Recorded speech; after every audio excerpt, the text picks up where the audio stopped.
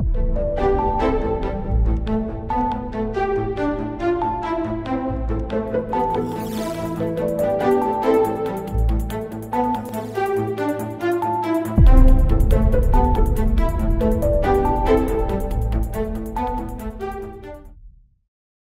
est un mal muet qui irradie et entame la santé des mamelles des femmes.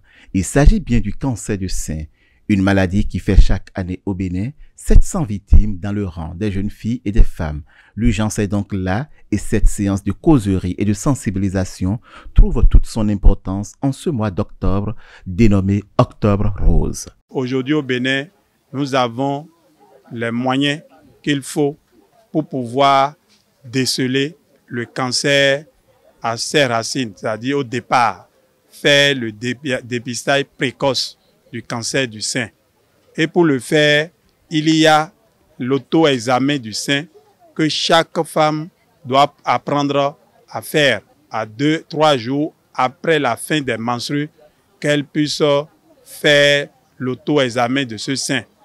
Les deux seins doivent être examinés et quand il y a une anomalie au niveau d'un sein, elle doit pouvoir faire un recours à son gynécologue ou à la sage-femme ou aux médecins généralistes de sa localité. Ma vision, c'est déjà d'amener la population béninoise en général, les femmes en particulier, à pouvoir déjà penser à cet examen, autopalpation, et pouvoir aller au moins une fois par an se renseigner sur la maladie pour en savoir plus. Elles savent aujourd'hui quand même qu'il y a une maladie du genre et il y a beaucoup qui en souffrent.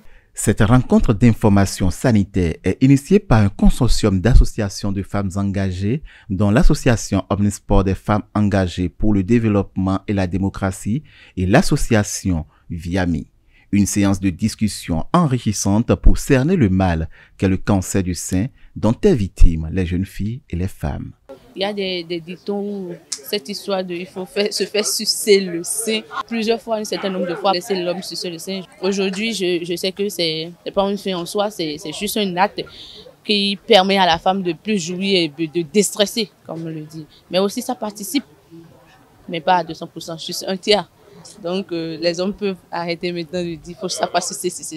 Les participants à cette rencontre d'information sanitaire sont désormais outillés. Il leur revient de façon impérieuse d'informer chacun de son entourage, sa communauté pour prévenir et vaincre ce mal terrible et silencieux. Le cancer du sein, une lutte commune.